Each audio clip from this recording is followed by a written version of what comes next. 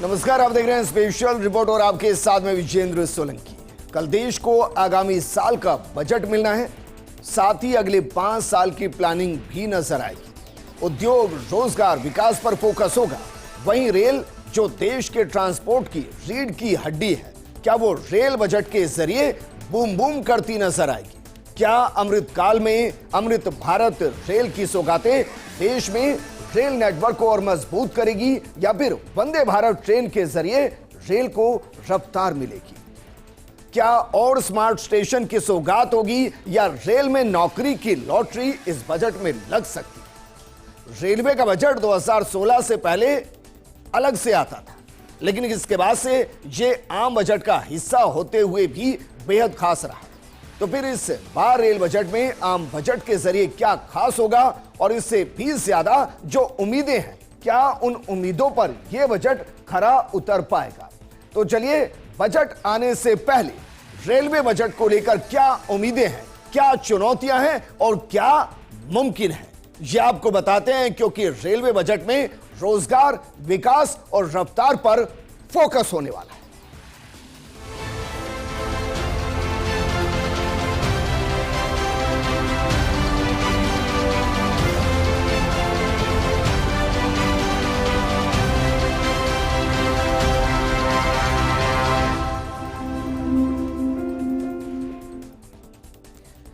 सबसे पहले सवाल होता है कि भाई कितने लाख करोड़ का बजट आएगा, और जो बजट आएगा वो बीते साल के बजट से कितना ज्यादा हो सकता है?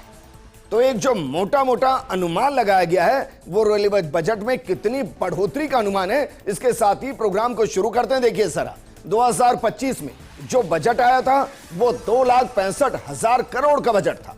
इस बार जो बजट आ सकता है वो 2,80,000 करोड़ के आसपास आ सकता है। बजट में लगभग 8 से 10% की जो बढ़ोतरी है वो संभव है।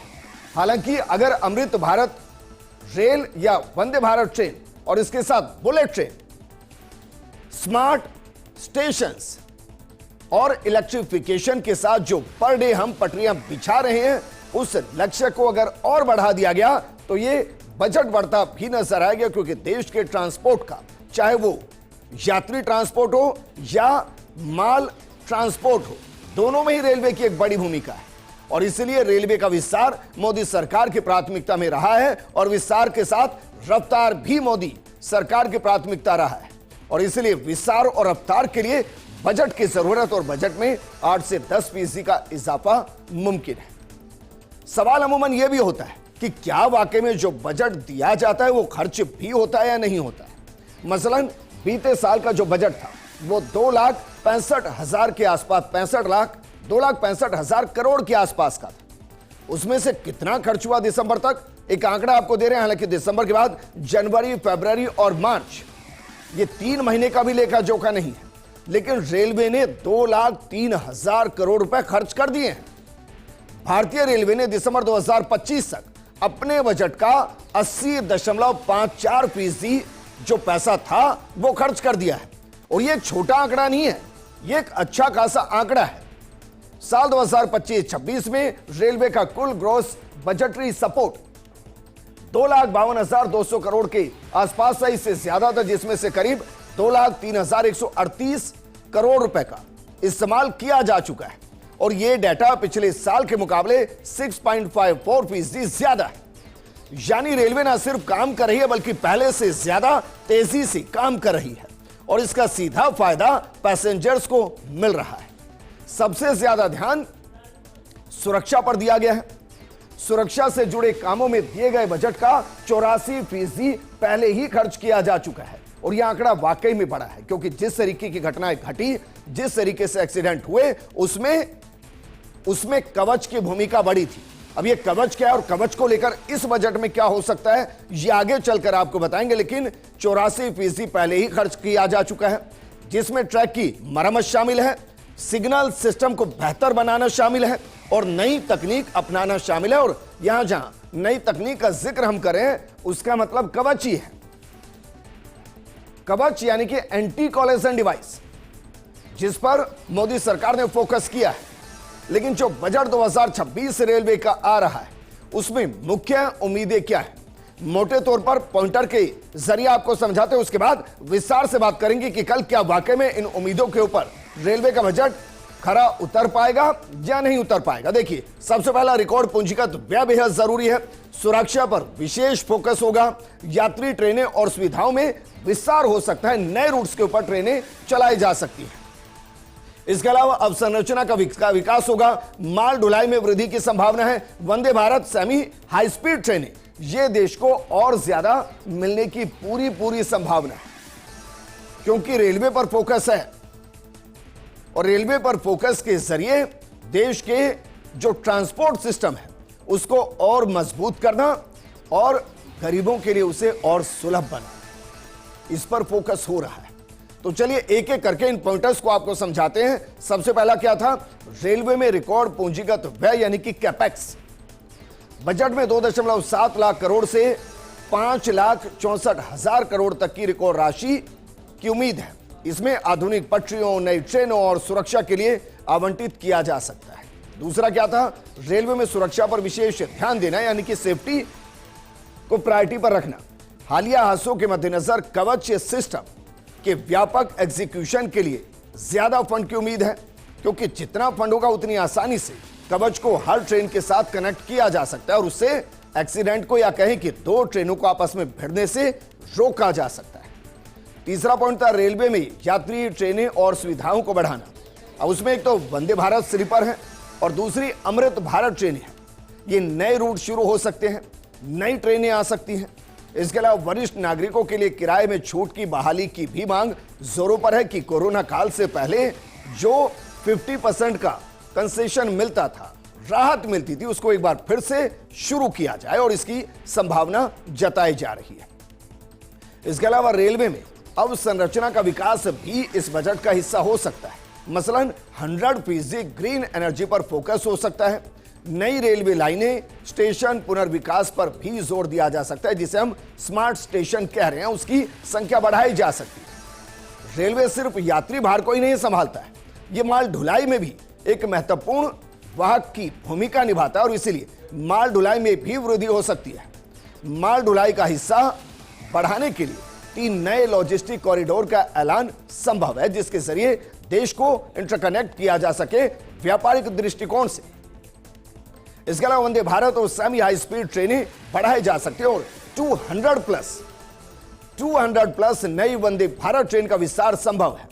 प्रोडक्शन को बढ़ाया जा सकता है, नए रूट्स पर इनको शुरू किया जा सकता है, क्योंकि धीरे धीरे आप महसूस कीजिएगा ट्रेनें बदल रही हैं। जो पुरानी ट्रेनें हैं वो अमृत भारत हाई स्पीड ट्रेनें, सेमी स्पीड ट्रेनें और इसके साथ साथ वंदे भारत के अंदर बदल रही हैं, जिससे रफ्तार बढ़ रही है, समय बढ़ रहा है, समय घट रहा है और लोग इनको एंजॉय कर रहे हैं।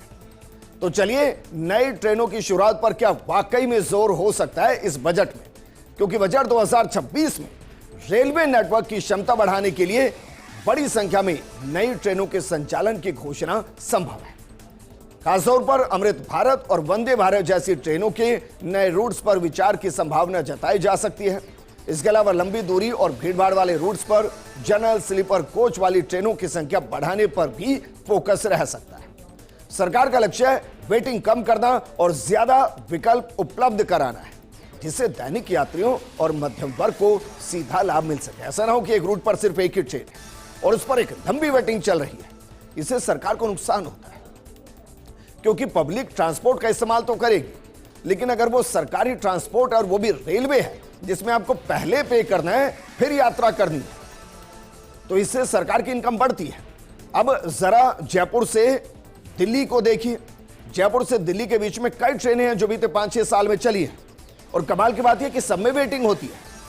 और इससे क्या हुआ कि जो सड़क ट्रांसपोर्ट का इस्तेमाल कर रहे थे वो अब रेलवे ट्रांसपोर्ट की तरफ बढ़ते हैं और इससे सरकार को इनकम होती है, रेलवे को इनकम होती है। लेकिन इन सबके लिए महत्वपूर्ण होता है इंफ्रास्ट्रक्चर और सेफ्टी।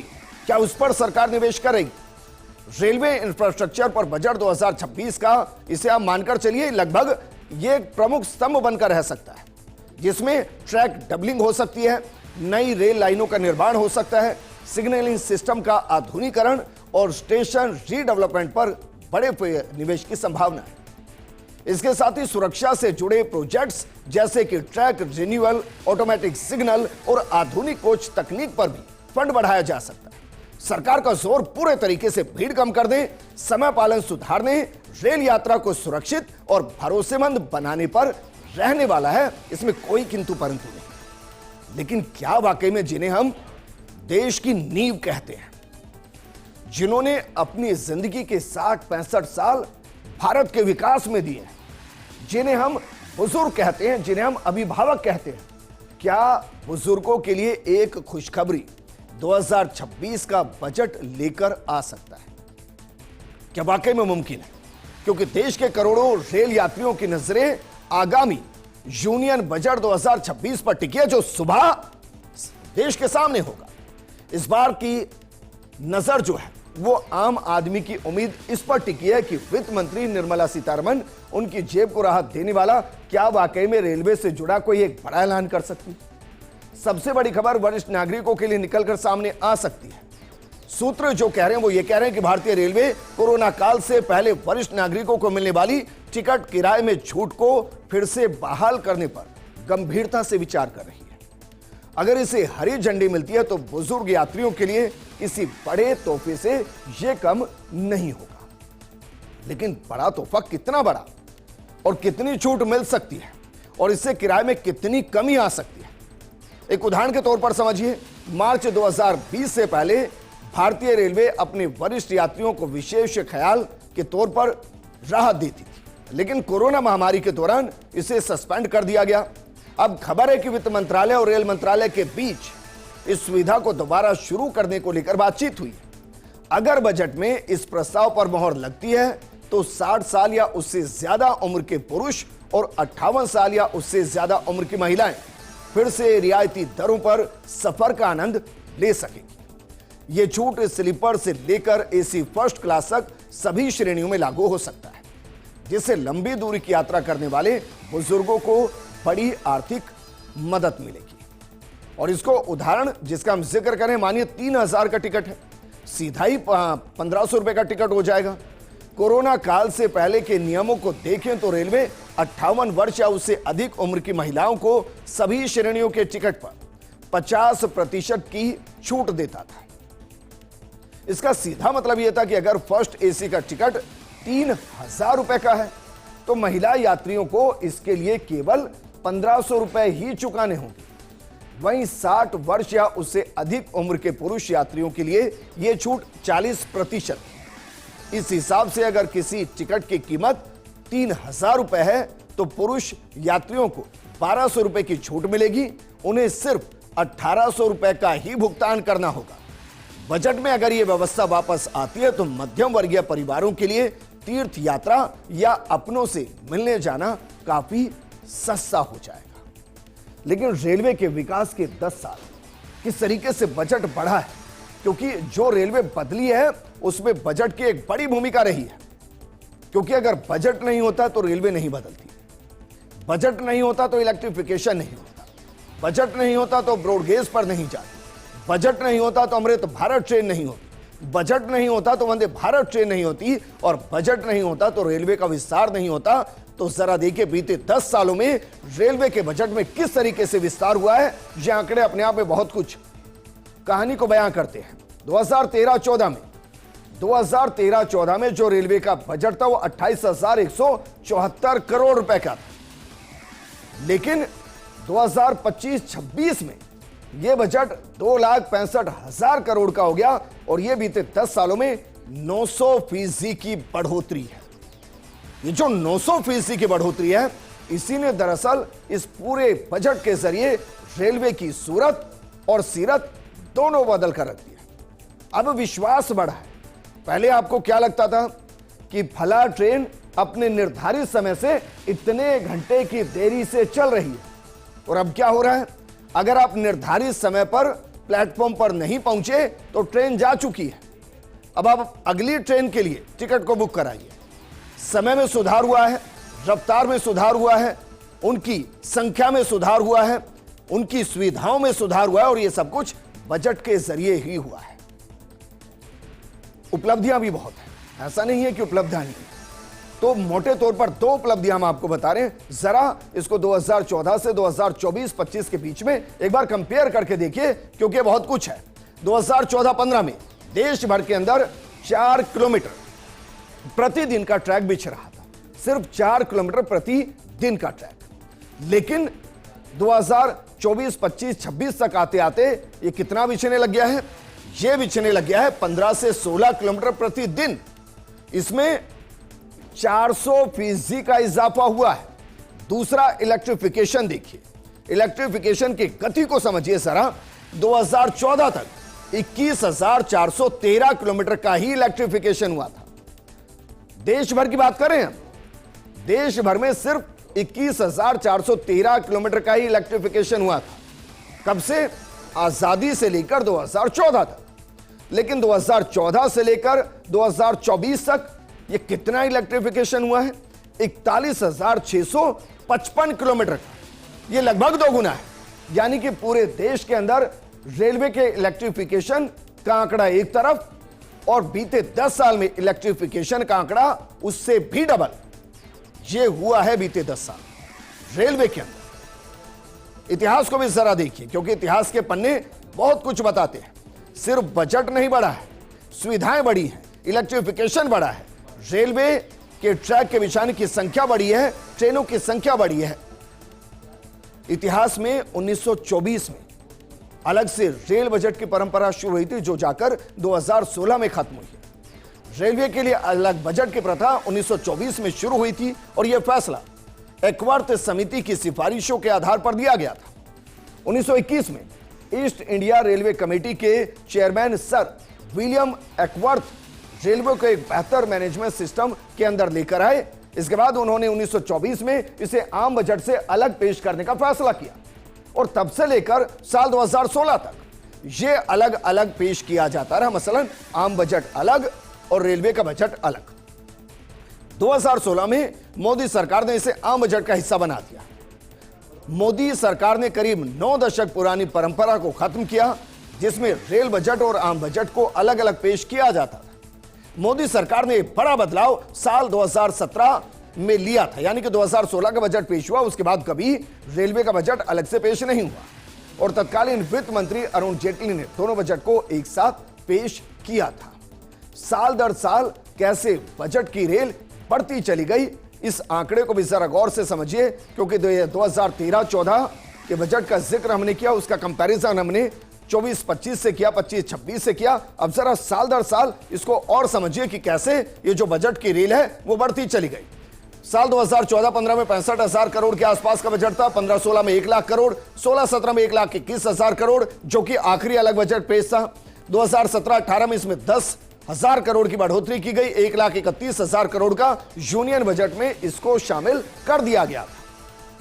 इसके अलावा जरा देखिए 2018-19 में 1,48,000 करोड़, 19-20 के अंदर 1,60,000 करोड़, 20-21 जो कि कोविड काल था उसमें 1,70,000 करोड़, 21-22 में 1,90,000 करोड़, 22-23 में आते आते ये आंकड़ा 2 लाख करोड़ को क्रॉस कर गया। 22-23 में 2,03,000 करोड़, 23-24 में 2,40,000 करोड़, 24-25 में 2,52,000 करोड़, और 25-26 में 2,65,000 करोड़।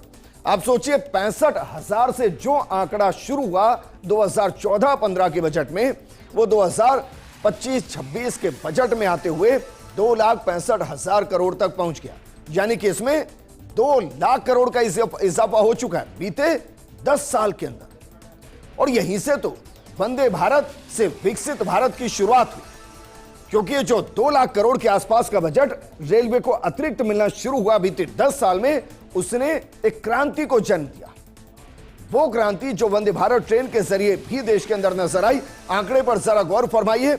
वंदे भारत की जो शुरुआत हुई वो फरवरी 2019 में पहली ट्रेन, दिसंबर 2025 तक से 164 ट्रेन, 2030 तक 800 ट्रेन, 2047 तक 400, माफ कीजिएगा 4500 ट्रेन चलाने का लक्ष्य है। वंदे भारत ट्रेन जिससे रफ्तार मिलेगी। 2019 में पहली ट्रेन आई है, 2030 तक 800 ट्रेन का लक्ष्य है, और 2047 जिसे हम विकसित भारत का साल कह रहे हैं, उसमें 4500 ट्रेन होंगी जो वंदे भारत के तौर पर चलती नजर आएंगी। तो बिल्कुल इसी तरीके से बजट में नई ट्रेनों की उम्मीद क्या है, जरा एक बार इस पर भी नजर डाल लीजिए कि इस बजट में क्या संभव है। 300 से ज्यादा नई अमृत भारत और वंदे भारत ट्रेनों का ऐलान संभव हो सकता है। 2 करोड़ लोगों को इससे फायदा होगा जो रोजाना ट्रेनों में सफर कर सकते हैं। और इससे सिर्फ ट्रेनों की घोषणा नहीं, इसके अंदर जरा आप समझिए, नए रूट्स तलाशे जाएंगे, नए स्टेशंस को कनेक्ट किया जाएगा, जहां ट्रेन नहीं है वहां ट्रेन होगी, रफ्तार होगी, आवागमन आसान होगा और बाकायदा सरकार 20 नए वंदे भारत स्लीपर ट्रेनों की घोषणा कर सकती है। और ये ट्रेनें लंबी दूरी के यात्रियों के लिए होगी जो एयरलाइन जैसी सुविधा और पारंपरिक स्लीपर का आराम दोनों देती हुई नजर आएगी। तो इंतजार कीजिए कल के उगने वाले सूरज का। क्या वो उगता हुआ सूरज भारत को विकसित भारत की दिशा में ले जाने के लिए वो बजट पेश करेगा जो 2030-2047 के लक्ष्यों को पूरा करेगा? और क्या वाकई में आधुनिकीकरण के इस दौर में रेलवे